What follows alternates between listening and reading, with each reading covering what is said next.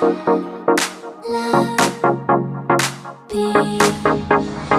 you.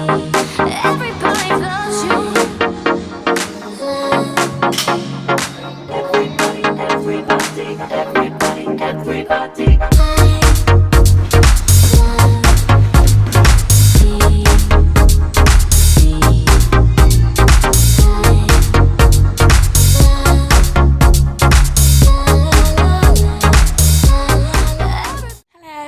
Hello and welcome to my first YouTube video.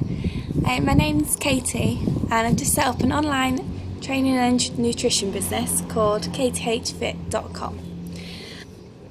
I specialise in two categories. So one is just sort of general fitness and nutrition, healthy lifestyle, and the other one is very specialised and it's for eating disorders and recovering. Well, it can be anything, anorexics, bulimics, but also it can be overweight people who are suffering from food addiction.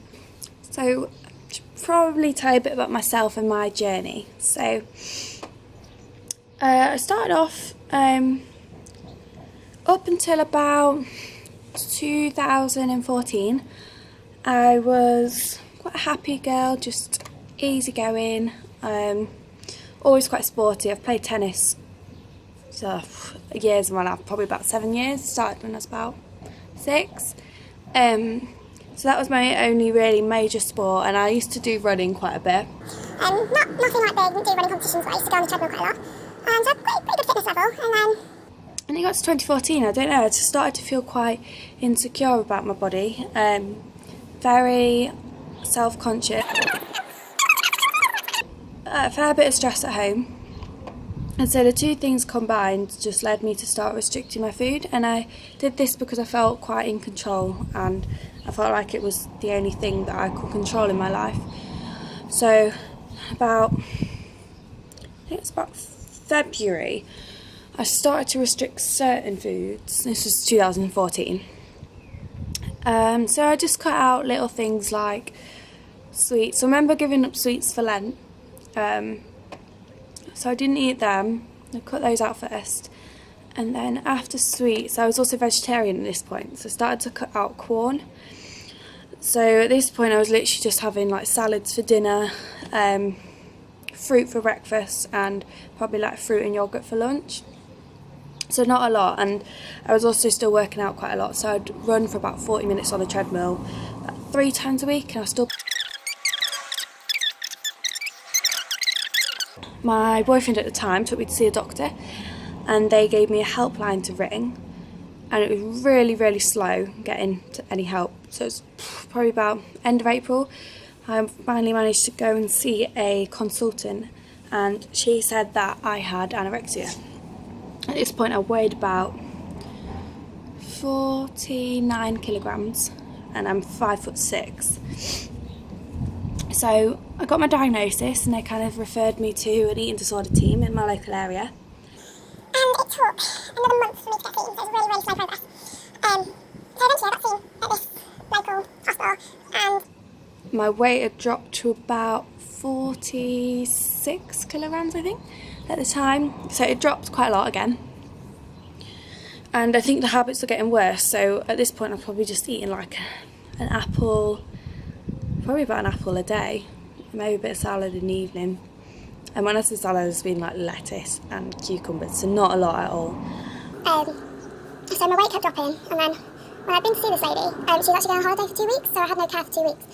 And this is a big issue for me because I think a lot of areas are like this, they leave you waiting a long, long time. And for something like an eating disorder, you've kind of got to catch it straight away, otherwise it'll just get worse.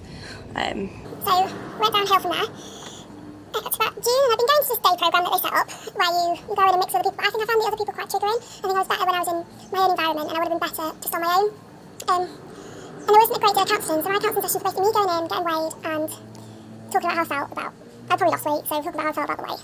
And it just carried on like this, and it got to about August, and I just thought, I'm not getting anywhere, and I knew that I wanted to get better, so I asked if I could go to an inpatient unit, and they said that I wasn't thin enough. They said I wasn't ill enough to go, so I translated this as I'm not thin enough, so I then lost a lot more weight.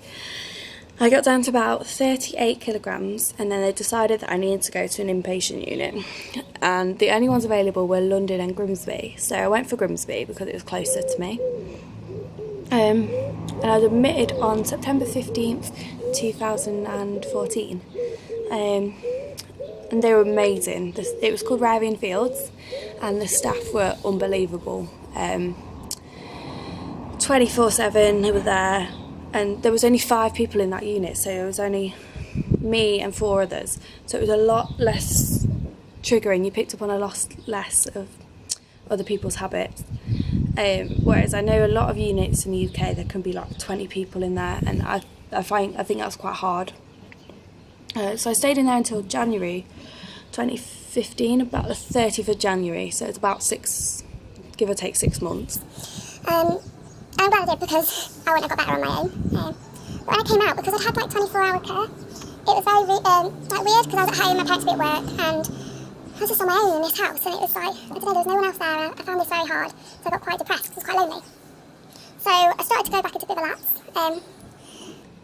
I lost a bit more weight, and then we went on holiday that summer, and I was just fed up with it. Like, I knew I'd had enough, and I wanted to do something, but it was also frustrating for me because I couldn't channel my stress into exercise because I wasn't allowed to exercise. Because all the exercise I used to do was very high intense cardio, and I wasn't feeding that. So I had no sort of stress outlet. And I knew that I needed a focus, so I decided to sign up for the 10k in Lincoln. And I used to run, so I hadn't run for about 4 years, so I had to start training for that. And that kind of made me start looking into nutrition a bit more. I decided to learn about it. I had learned a fair bit in hospital. We used to have a dietitian who twice a week would sit with us and do like an hour to 2 hour session of, what was education really. She was teaching us about nutrition. She was amazing. I learned a lot in there, and I think putting that into practice with wanting to train for this 10k, I started to learn about it a bit more. So it comes to February 2016, and the 10k was at the start of April 2016. So I managed to run that. And I was with a PT at the time, just at my local gym, and he was just doing a little bit of strength training with me. He was kind of keeping an eye on my weight and things, and it was staying pretty much the same.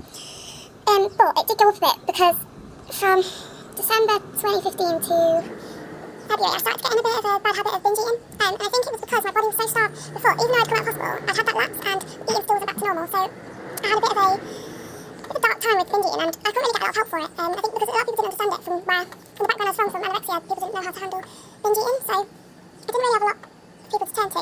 So I actually got quite depressed, and in about February 2016, this is still before the 10k, I didn't really have anyone to turn to, and I'd lost a lot of my friends through my illness, because they'd all kind of gone off to uni, we were at that age, and I was just quite lonely, and I remember my parents were on a cruise, and I had this big binge, and I just had enough. And I actually took an overdose. It was a very, very dark time in my life. That's actually where I got this little tattoo for the Semicolon project. But yeah, dark time, but people ask me like, don't you mind talking about it? But I don't, because I want other people to be aware of it, and I don't want anyone to have to go through that process. And when I was in hospital, they weren't, I think because it was sort of like a suicide attempt, and it was a mental health issue, they didn't really know how to deal with it, and I think they all viewed it as quite selfish, and so the help I received wasn't great, and I just kind of got shoved on a drip. No one told me what this drip was, or what it was going to do to me, and it was shit, the care I got in that hospital. Luckily my dad was with me at the time, and I held my hand the whole way through.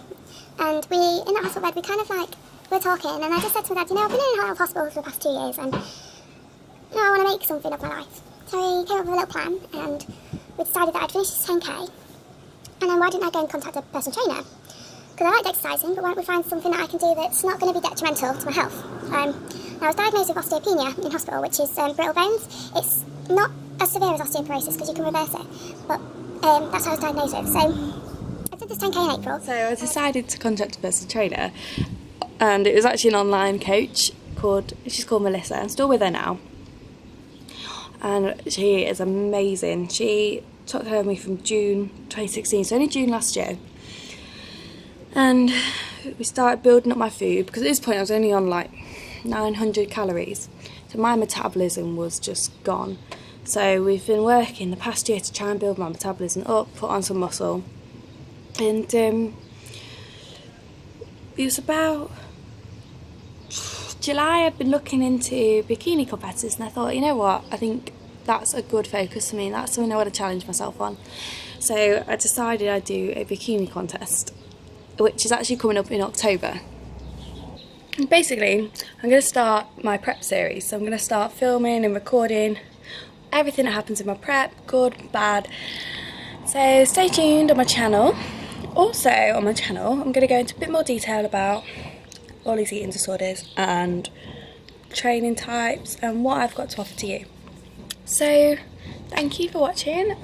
Sorry if it's been a long, boring video, but yeah, hit the thumbs up button and subscribe to me for more mental health and nutrition tips. Thank you.